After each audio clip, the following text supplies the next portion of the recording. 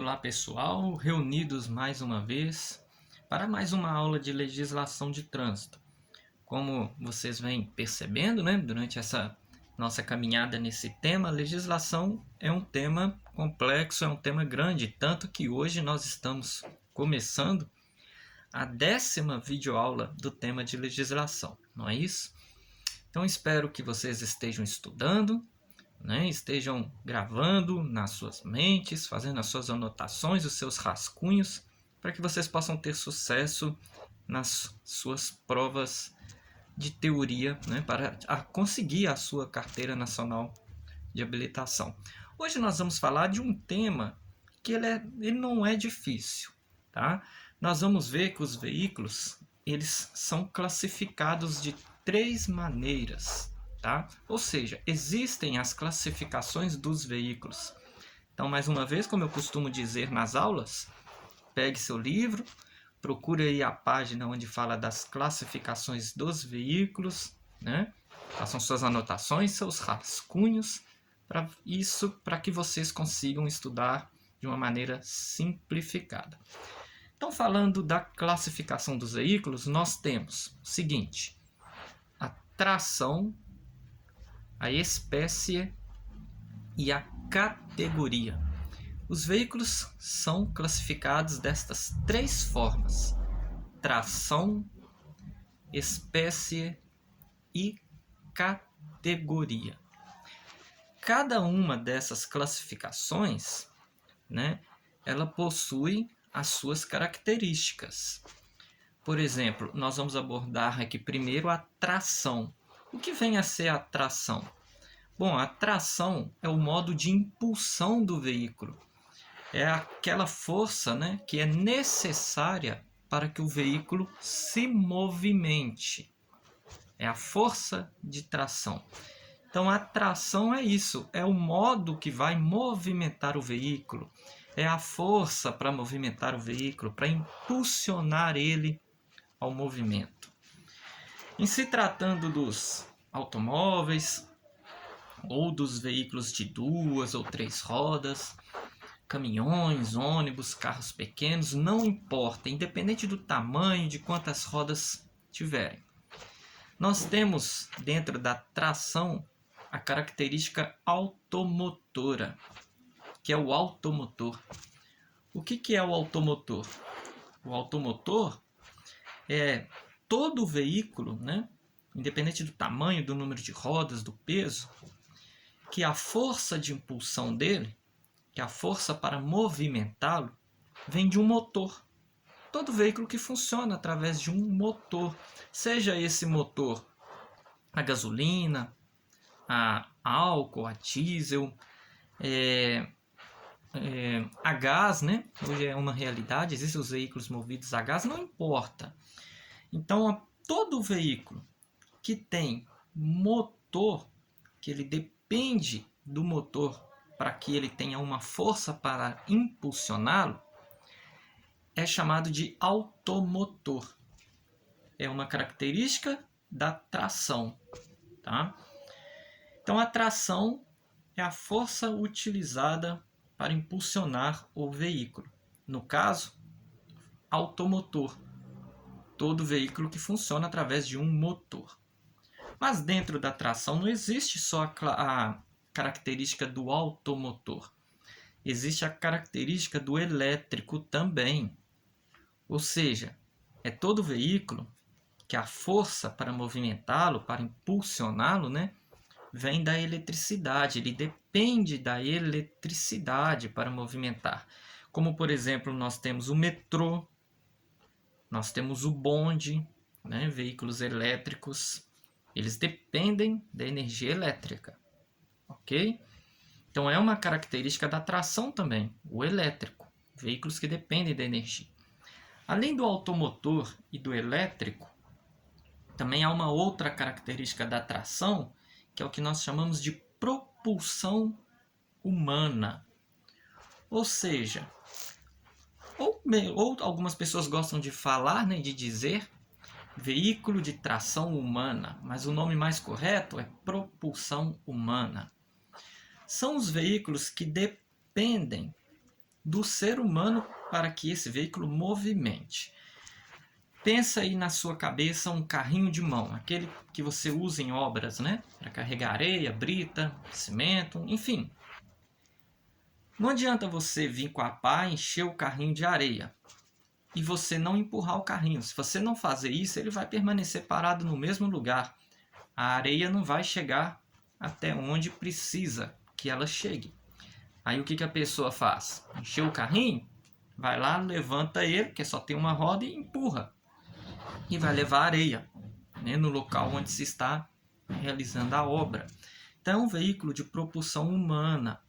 Ou seja, a tração, que é a força que vai movimentar aquele veículo, é a propulsão humana. É a força do ser humano. A mesma coisa é a bicicleta. A bicicleta, ela precisa que o ser humano, né, utilize os pedais, movimente as pernas, para que a bicicleta movimente. Aí você tira, né, separa aí as coisas, porque senão o cidadão vira para mim e fala assim, mas quando eu estou numa descida eu não pedalo, eu simplesmente solto o freio e minha bicicleta desce.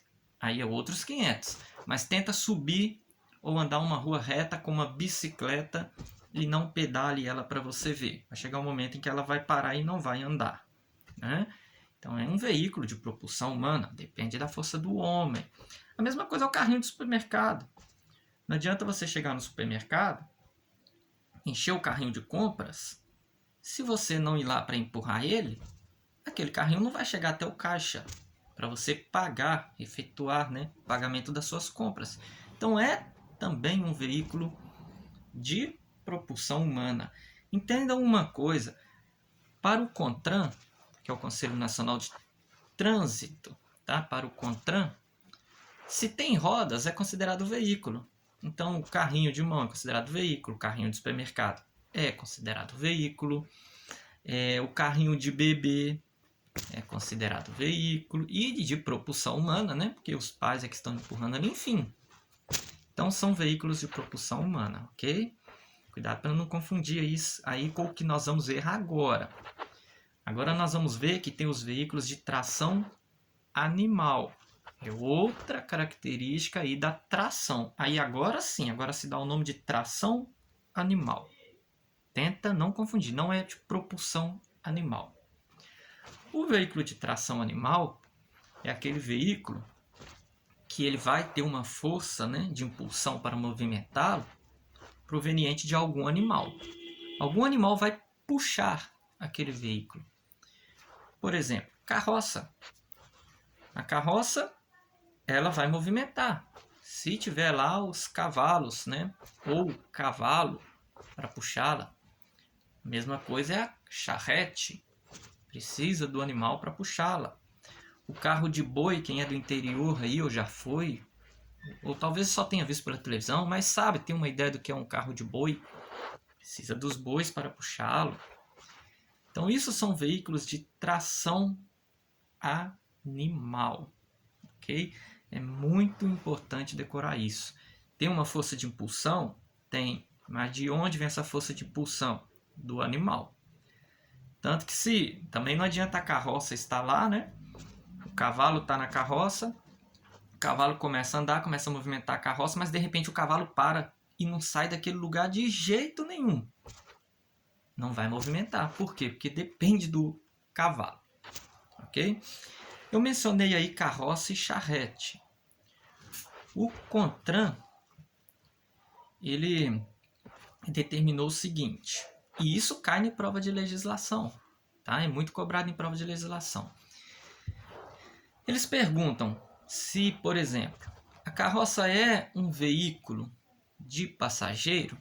Na prova eles costumam perguntar assim, ou ela é um veículo de carga. Muitas pessoas marcam na prova que a carroça é um veículo de passageiros. E está errado. A carroça é um veículo de carga. Tá? Mas aqui no meu bairro, pessoal passa uma carroça sempre cheia de gente dentro dela. Tá fazendo. Então, são passageiros. Beleza. Estão utilizando a carroça para isso, mas ela não é para isso. Carroça é para carregar entulho, talvez material de construção, materiais recicláveis, areia, enfim, ela é para isso. Então é um veículo de carga. A charrete é um veículo de passageiros, tá? Quem nunca viu uma charrete, depois vai no Google aí, pesquisa lá para você ter uma ideia do que é.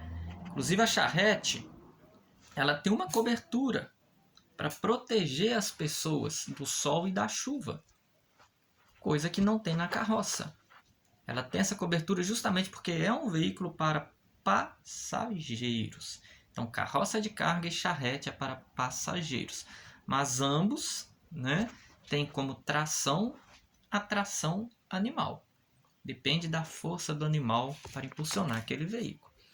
Continuando ainda nessa primeira classificação que nós estamos vendo, lembrando que estamos vendo a primeira classificação, que é a tração, o modo que impulsiona o veículo, né? Ou que vai impulsionar o veículo ao movimento. A gente já viu aqui tração automotor, veículos que funcionam através de um motor. Vimos aqui a tração elétrica, funcionam à base da eletricidade. Vimos a propulsão humana, que depende do ser humano, e agora a tração animal, que depende dos animais. Aí nós temos também como forma de tração reboque e semi-reboque. O que é o reboque? É um veículo que se engata, né, atrás de outro veículo automotor. Por exemplo, aquelas carrocinhas que a gente coloca nos carros, né, para poder levar um material de pesca, alguma coisa assim. Alguns chamam aquilo de reboque mesmo, chamam eles de reboque. São pequenos que você coloca atrás dos carros. É um veículo que se engata atrás de outro veículo automotor.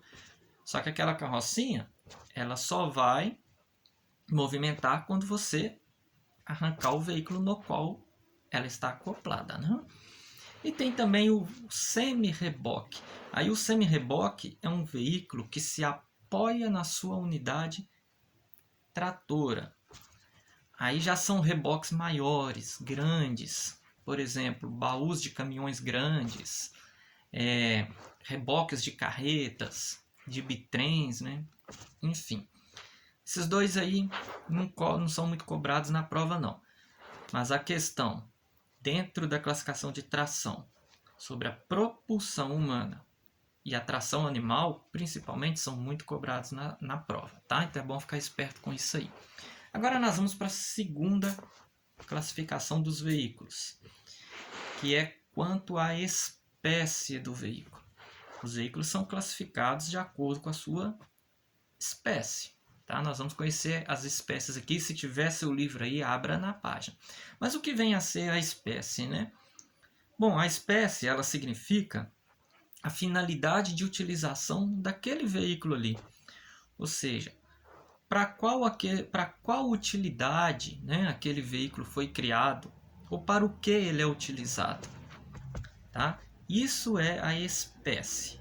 Então nós temos os veículos da espécie de passageiros. Qual que é a finalidade de um veículo de passageiros? Para que esse veículo foi criado? Né? Para que ele é utilizado? Bom, ele é para transportar as pessoas e as suas bagagens. É assim com os automóveis pequenos. Imagina, é só você pensar aí no carro que tem na sua casa ou que seu parente tem. Né? Vocês têm aí um automóvel. E esse automóvel não leva pessoas, além do motorista. Então essas pessoas, sendo da família ou não, são considerados passageiros. E muitas das vezes, está levando ali alguma bagagem, ou vai no supermercado, faz uma compra, é considerado bagagem. Colocou no bagageiro, é bagagem. Porque quando a gente fala bagagem, tem pessoas que acham que é só malas para poder viajar. Não. Fez compra, colocou no porta-mala, é bagagem. Tá? Então os automóveis são veículos da espécie de passageiros. Os ônibus são da espécie de passageiros? São. O ônibus anda cheio de passageiro o dia inteiro, assim como o ônibus de viagem também. Alguns levando coisas, outros não, né? Os bondes também. As charretes. Acabei de explicar para vocês que a charrete é um veículo de tração animal de passageiros. Né? Bicicleta. Bicicleta de passageiros, Isaac, é de passageiro. Tem pessoas que levam alguém no quadro da bicicleta. Tem bicicletas que tem uma garupinha atrás, principalmente as mais antigas. Sentava uma pessoa atrás. Ah, mas bicicleta não carrega bagagem? Carrega. Se você for na padaria comprar uma sacolinha pequena de pão, é uma bagagem, tá?